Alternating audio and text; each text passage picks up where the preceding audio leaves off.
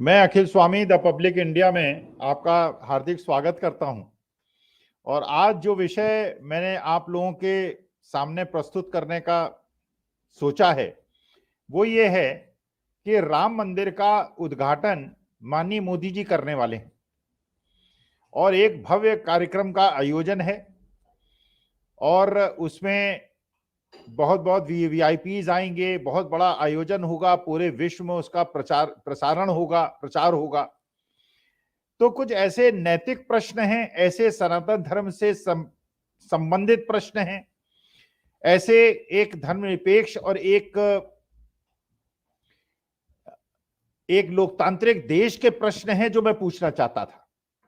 और मैं ये जानना चाहता था कि क्या ये उचित है जिस प्रकार से ये उद्घाटन हो रहा है। पहला विषय, क्या सनातन धर्म में किसी अपूर्ण मंदिर का उद्घाटन होना चाहिए? क्या ये सनातन धर्म में मान्यता नहीं है कि जब तक कोई मंदिर पूर्ण ना हो जाए और उसकी भगवान की जो मूर्तियां रखी गई हैं उनकी प्राण प्रतिष्ठा ना हो जाए, अपूर्ण मंदिर का पूजन करना और उसका उद्घाटन करना, ये क्या सनातन सम्मत है? क्या ये राजनीतिक लाभ के लिए किया जा रहा है या ये सनातन धर्म सम्मत है? ये एक प्रश्न है, नंबर एक। नंबर दूसरा प्रश्न ये उठता है कि अगर देश के अंदर अगर जो लोकतांत्रिक व्यवस्था है, जो संवैधानिक व्यवस्था है, उसके अनुसार देश का पहला नागरिक राष्ट्रपति हैं, द्रौपदी मुर्मू जी हैं, जो एक आदिवासी हैं, दलित हैं। उपराष्ट्रपति दूसरे नंबर के नागरिक हैं, जो कि एक ओबीसी हैं और ऐसे समुदाय से आते हैं जो अभी उन्हें लगा कि उनका अपमान हुआ है और उनका सम्मान नहीं हुआ है।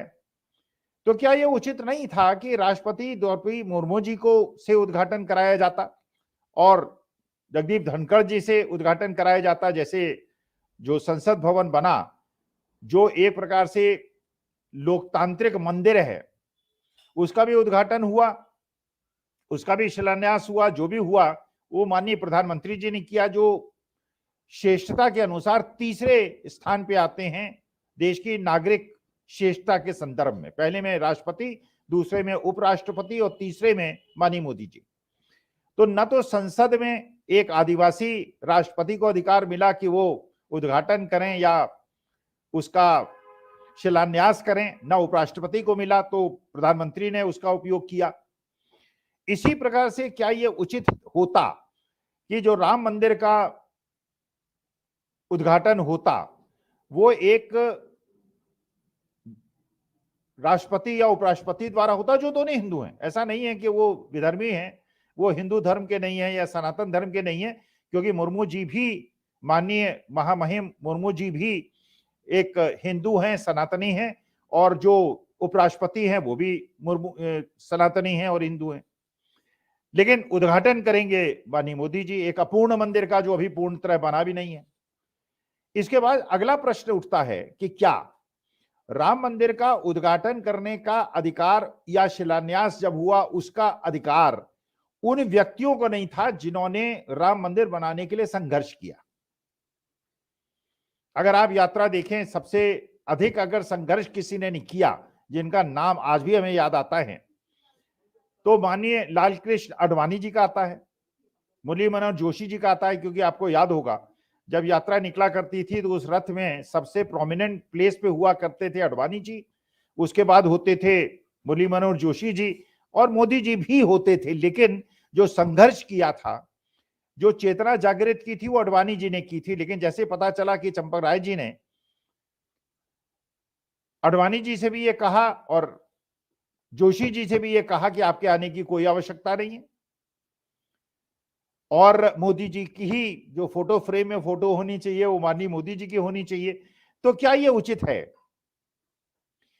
इसके बाद क्या ये उचित है कि ये जो मंदिर का शिलान्यास हो रहा है या इसका जो उद्घाटन हो रहा है, इसमें उन लोगों को ही द्वारा उद्घाटन कराया जाना चाहिए था जो सनातन धर्म का प्रतीक है? सनातन धर्म का प्रतीक कौन है? हिंदू धर्म का प्रतीक कौन है? हिंदू धर्म को संगठित करने के लिए, सनातन धर्म को संगठित करने के लिए अगर किसी ने नींव डाली थी तो वो थे आदिगुरु शंकराचार्य। और आदिगुरु शंकराचार्य ने उत्तर में, दक्षिण में, पूरब पे और पश्चिम में 4 पीठों की स्थापना की थी, जिससे कि सनातन और हिंदू धर्म का प्रचार प्रसार हो सके। और ये धर्माचार्य लोग हैं, ये धर्म का इनको जानकारी है, इनको पता है क्या शास्त्र सम्मत है, क्या शास्त्र सम्मत नहीं है। तो क्या उद्घाटन उनके साथ नहीं, उनके हाथ से नहीं होना चाहिए था? अगर उद्घाटन न भी कराया जाए तो क्या वो लोग आमंत्रित हैं? क्या ये एक राजनीतिक फंक्शन है या एक धार्मिक फंक्शन है? अगर धार्मिक फंक्शन है तो धार्मिक लोग इसमें क्यों नहीं आ रहे हैं? और अगर ये राजनीतिक फंक्शन है तो देश के क्रम में जो नंबर 1 और नंबर 2 के लोग हैं वो क्यों नहीं कर रहे हैं? तीसरी बात ये उठती है कि आपको पता होगा भगवान श्री राम को भी पूजा करने का अधिकार गुरु वशिष्ठ ने नहीं दिया था। और जब मैया सीता नहीं थी श्री राम के साथ, तो वशिष्ठ जी ने कहा था कि ऐसा नहीं हो सकता कि बिना एक वैवाहिक पुरुष बिना पत्नी को वाम हस्त में बिठाए हुए पूजा संपन्न करा दे। अनुमति नहीं दी थी। ये देखिए, उस समय का सनातन धर्म था जो बड़ा मजबूत था, जिसमें गुरु ने राजा को अधिकार नहीं दिया था पूजा कराने का। अब मैया सीता की सोने की मूर्ति बनी तो अभी तो जो उद्घाटन करने वाले हैं उनकी पत्नी है, तलाक हुआ नहीं है, तो तकनीकी रूप से, कानूनी रूप से उनकी पत्नी है।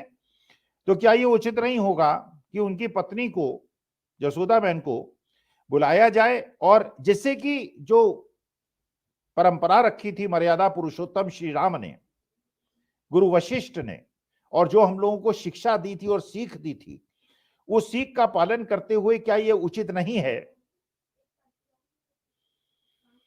कि वहां पे जो पूजा संपन्न कराएं, अगर आप खुद करना चाहते हैं तो अपनी पत्नी को आमंत्रित करें, और अगर आप कहते हैं कि मैंने परित्याग कर दिया है तो जो कानूनी तरीका है उसके हिसाब से परित्याग करें, वरना उनको बुलाएं।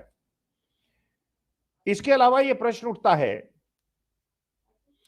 कि जो जनता, जो एक रामराज्य की हम बात करते हैं, जो कल्पना करते हैं सनातन धर्म में कि एक रामराज्य होगा, तो रामराज्य का मतलब क्या है? रामराज्य का मतलब यह है कि देखिए, हम उन मर्यादा पुरुषोत्तम श्री राम के अनुयायी हैं। प्राण जाए पर वचन न जाई। तो अगर हम उनका पूजन कर रहे हैं, अगर हम उनके मंदिर का उद्घाटन कर रहे हैं, तो क्या यह हमारा कर्तव्य नहीं बनता, नैतिक और धार्मिक कर्तव्य नहीं बनता कि उनके दिखाए हुए रास्ते को हम स्वीकार करें और चले? प्राण जाए पर वचन न जाए। लेकिन आपने जो वचन दिए थे, आपने 2014 में जो वचन दिए थे जब आप जीते थे, 2 करोड़ नौकरियां देंगे, किसानों की आमदनी डबल करेंगे 2022 तक, 15 लाख लोगों के खाते में आएंगे, अच्छे दिन आएंगे, तो आप ना तो प्राण गए और ना वचन पूरा किया। अब जैसे खबरें मिल रही हैं, देखिए, दुनिया में एक दाम्पत्य का, एक सनातनी का सबसे बड़ा कमिटमेंट क्या होता है? मुझे ये लगता है कि जब हम सनातनी लोग अग्नि के साथ फेरे लेके कसम खाते हैं कि हम जीवन पर्यंत, मृत्यु तक एक दूसरे का साथ नहीं छोड़ेंगे, तो अगर हम ऐसा करते हैं तो हम अग्नि का भी अपमान करते हैं, क्योंकि हम मानते हैं कि जब हमारे यहाँ विवाह होता है तो सारे देवी देवता के ऊपर से आशीर्वाद देते हैं। तो अगर हम बिना कानूनी रूप से तलाक लिए हुए संबंध विच्छेद कर दें तो ये सनातन धर्म का अपमान नहीं है, ये देवी देवताओं का अपमान नहीं है जिन्होंने आके आशीर्वाद दिया था।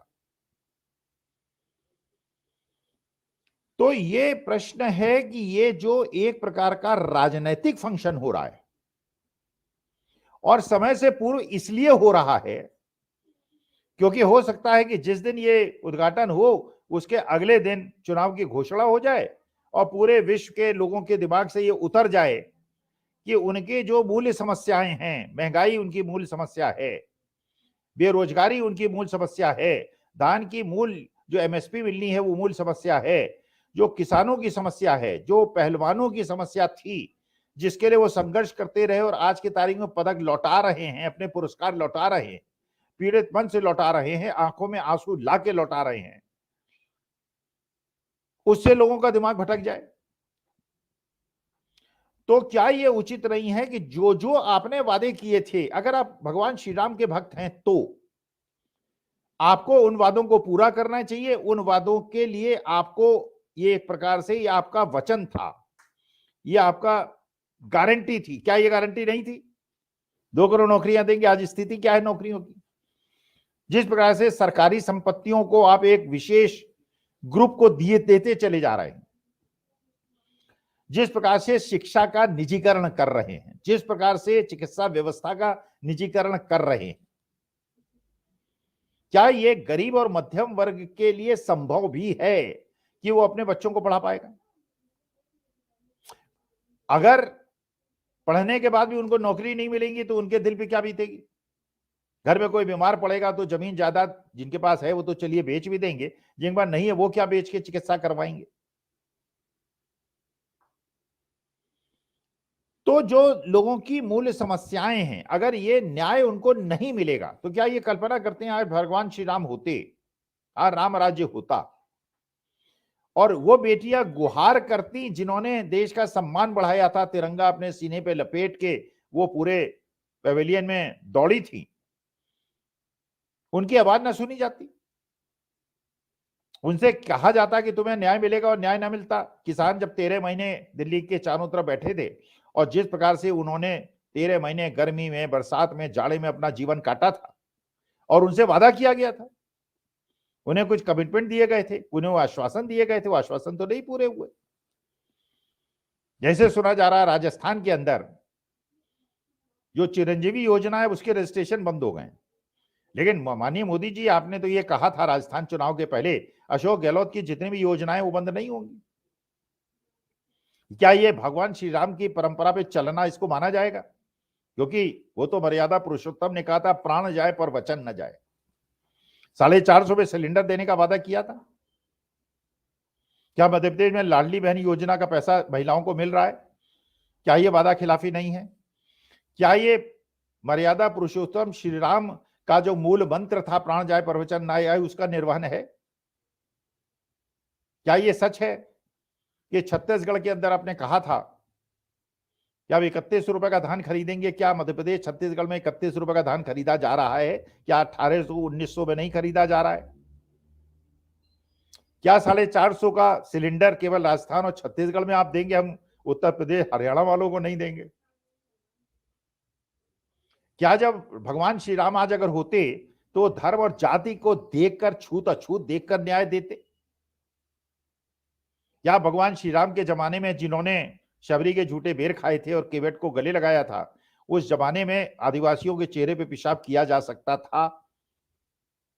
जिन आदिवासी शबरी को उन्होंने झूठे बेर खाए थे,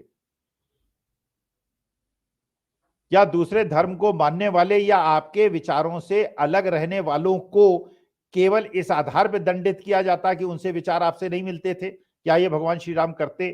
तो मुझे ऐसा लगता है कि जो ये राम मंदिर का उद्घाटन हो रहा है, ये जो चुनाव होने वाले हैं पार्लियामेंट का, उसको एक प्रकार से प्रेरित करने का और उसको डायरेक्शन देने का एक प्रयास है, जो राजनीतिक प्रयास है।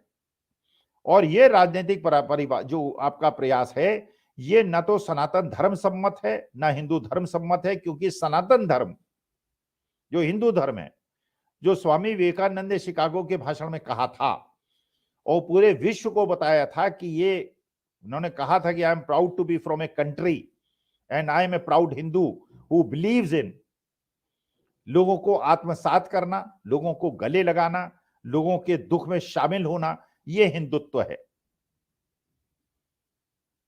तो जो भगवान श्री राम के आदर्श थे, जो उनकी चीजें थीं, क्या उसका निर्वहन न करके भगवान श्री राम का एक केवल एक ब्रिक एंड मोर्टार का मंदिर ध्येय है हमारा?